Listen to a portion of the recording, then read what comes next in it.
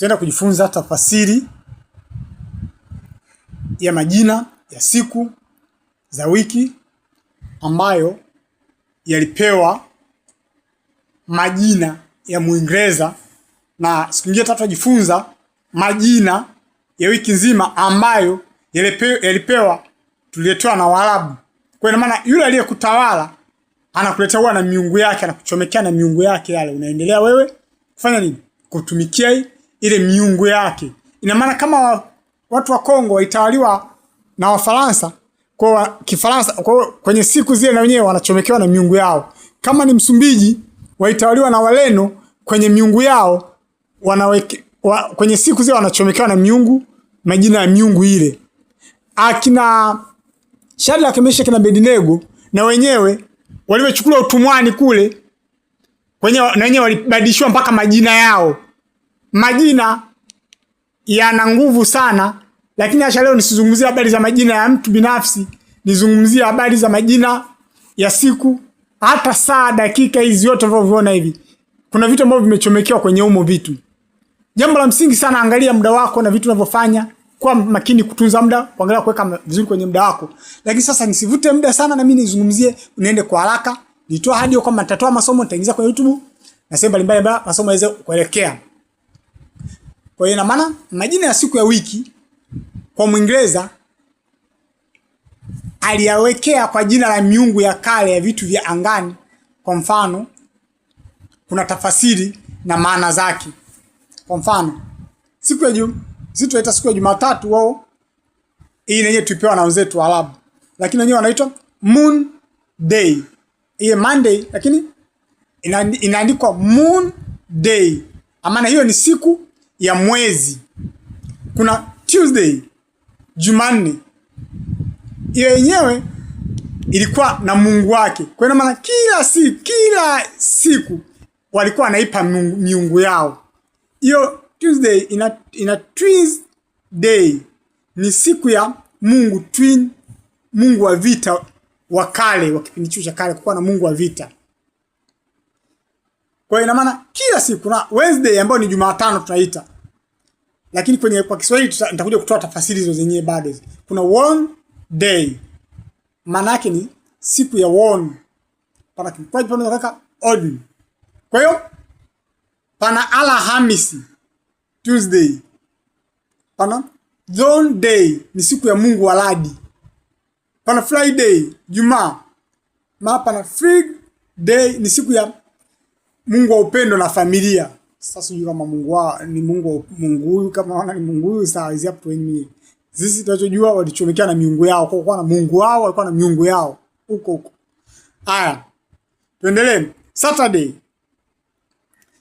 inaandikwa kabisa Satan Day. Siku hiyo ilikuwa ni siku ya hivyo siku ya shetani moja kwa moja, ni siku ya Saturday. Ni siku ya Satani, imeandikwa siku ya Satani. Kwa kama siku ya Satani wakaongeza Satan Day. Tuendelee mbele. Kuna Jumapili inaandikwa kabisa sun, afu naongezea day, yani sun, jua, siku ya jua, day of sun, yani siku ya jua. Kwa siku hiyo ilikuwa ni waabudu. Hiyo siku ya jua ilikuwa ni siku ya jua. Kwa hiyo ina maana yaliingizwa humo.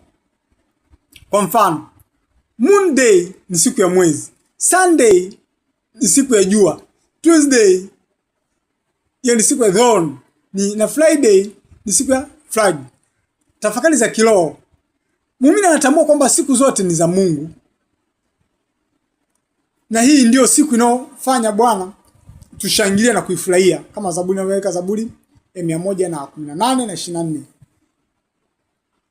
Nasema hivyo iwe ni Jumatatu au Ijumaa, siku zote zawadi kutoka kwa Mungu, na zinapaswa kutumiwa kwa hekima, ibada na kufanya mema. Maana Ijumaa fupi. Kwa hiyo lakini mimi ninachodili na hivyo vitu kwamba tupambane na ile miungu isikamate baraka zetu, kamate vitu vyetu. Lakini wewe unasali siku hiyo, umechagua siku gani ya kusali na dakika zako za kusali ni wewe mwenyewe. Na hebu kutoa tafasiri. Kwa maana Tuesday ni siku ya huyo Mungu wa tune, na Wednesday ni siku ya World, na Saturday ni siku ya Throne, na Friday ni siku ya Fig. Na sasa baraka nyingi katika kujifunza, kufundisha wengine, ili usibaki kwenye utumwa wa mizimu ya mtu mwingine. Na sisi huku na mizimu yetu, watu babu zetu walikuwa wanaabudu milimani, wanaabudu kwa milimani. Kwa kuwa kuna vitu ambavyo walikuwa wanaendelea navyo. Kwa hivyo vitu maana ni vitoe mwanga, tuelezeane, ujue jinsi ya kuomba, na umjue adui alikuchomekea na vitu gani. Mpaka hizi wiki zikoje ziongezeka. Mpaka wiki za kujifungua, maana kuna vitu ambavyo vinachomekewa. Nitazidi kutafasiri taratibu kombe tutazidi kuendelea. Lakini niende tena hatua ya pili ambayo nielezea habari za miezi. Miezi kuna Januari. Januari ni kutokana kwa Mungu wa milango na mwanzo, aitwaye Janus. Kwa ndio maana wakaipa Januari. Inafuata February, ni kutokana na sherehe ya utakaso ya Kirumi. February kwa na muingiliano ndugu zetu kutoka Rumi na Waingereza na Wazungu, kwa na mambo ambayo yanamuingiliana naye, lakini naomba tazungumzia wakati mwingine, ili kimzani labda kwa sasa hivi najua na majukumu mengine, na mimi na muda sio mrefu tutaingia kwenye hatua ya maombi. Nadhani wenzangu ndio wanaanza kukutana hapa, na mimi nitaingia kwenye maombi sio muda mrefu. Kwa hiyo tumemaliza February, tunaingia March. March ni kutokana kwa Mars, ni Mungu wa vita. Pia ni sayari ya Mars, wakaipa jina hilo la Mars. Kwa hiyo kuna vitu ambavyo vilikuwa vinachomekewa. Kuna April huenda ni kutoka kwenye neno la Kilatini lenye maana ya kuna neno la kufunguka, yani maua yalikuwa na stawi yanafunguka, yanapendeza, kwa kama kuipa huo mwezi. Kwa kuna Mei hiyo Mei imeandikwa Mei, lakini kwenye Kiingereza wanaandika Mai haya. Kwa hiyo ina maana hiyo ni inatokana kwa Mungu wao ambaye alikuwa anatamkiwa Maia, yani Mungu wa ukuaji wa vitu. Yaani vitu vyote vilivyokuwa walivipa Mei. Tukienda niende haraka hivyo tuende kuingia June. Ni kutokana na Juno, malkia wa miungu, tukaipa hiyo. Kuna Juan ni kutokana na Julius Caesar. Tutaendelea kuchambua taratibu. Kuna August ni kutokana na Augustus. Kuna September, asili yake ni mambo 7. September kwa Kilatini. Kwa hiyo nitazungumzia habari za kwanza, siku ya kwanza mpaka siku ngapi hizo, jinsi gani ambazo zina uwiano gani na maana zake ni zipi. Naomba leo kwa tuende kwa speed ya namna hiyo. Kuna Oktoba, asili yake ni namba 8. Oktoba maana yake namba 8, lakini tutaweka vizuri, nitaanza na namba 1 mpaka nitatafasiri mpaka 200, afu baadaye tuendea hatua zingine zilizofuatia. Pana Novemba, asili ya Novemba asili yake ni namba 9. Novemba ni November, lakini tutatamka sisi Novemba. Pana Desemba, Desemba asili yake ni namba 10. Sayari kuu na majina yake. Sayari kuu na majina yake. Niendelee hapa hatua ya 3, sayari kuu na majina yake. Kuna sayari hata zingine hata binadamu anaweza kaishi, yani anaweza kwenda kugusa, lakini tutaomba tuendelea mbele zaidi taratibu.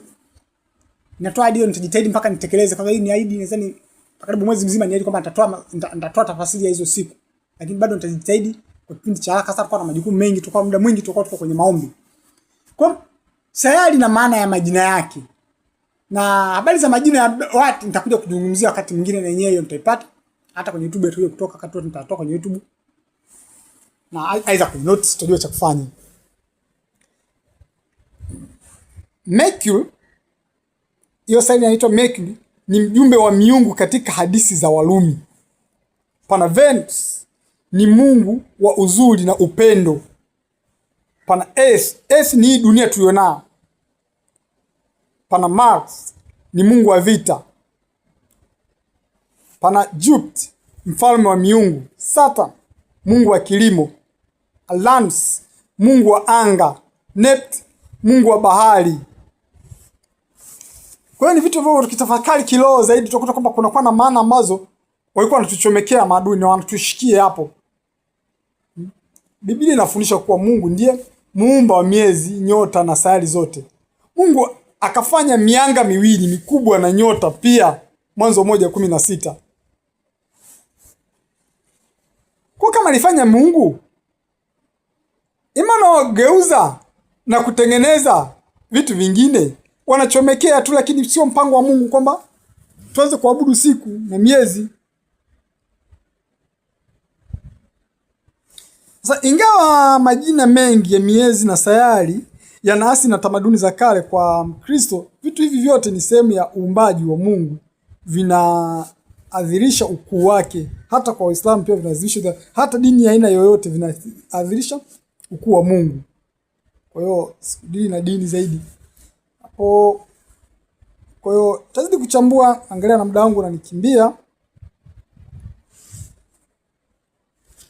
Muda kwa hizo ni habari za sayari ambazo nilikuwa nazizungumzia. Unaweza kujifunza kuhusu sayari na nyota na anga kwa mtazamo wa mambo mengi. Au wanafuatia watu wana science au wanafuatia mambo ya kisayansi, lakini ni vya muhimu kavijua baadhi ya vitu vingine. Kuna sayari zingine zina mambo ya ajabu, zingine zina giza tupu, zingine zina viumbe wa ajabu. Yaani kuna mambo ya giza yako humo. Sio, nitajitahidi wakati fulani nijaribu kuchambua zaidi. Kwa mfano, Jupiter ina dhoruba kubwa sana inaitwa Great Red Spot ambayo imeendelea kwa mamia ya miaka. Hata hiyo Saturn ina pete kubwa za barafu na mawe zinazoizunguka sayari. Pana hiyo nyingine ya tatu, Venus, ina joto kali sana kuliko sayari yote nyingine kwa sababu ya anga la hewa zake nzito. Vyote hivi ni uumbaji wa Mungu mwenyewe. Neptune ina upepo wenye kasi kubwa sana. Upepo ni kasi kubwa na nzito sana. Kwa hiyo tutakuja kujifunza pia kwamba je, kuna viumbe wa ajabu kwenye sayari hiyo nyingine. Nitakuja kuchambulia kwa undani zaidi, lakini leo nizungumzie kidogo sasa. Dangu nakuwa naingia kwenye maombi kwa muda mrefu. Lakini ushahidi kamili kwa wenzetu wanaofuatilia kwa undani zaidi, nasema kwa sasa hakuna ushahidi unaothibitisha na viumbe wanaoishi kwenye sayari nyingine. Sasa wanaendelea kufanya utafiti na dalili za uhai maeneo kama Mars na baadhi ya miezi ya sayari kubwa, lakini bado hakuna uthibitisho rasmi.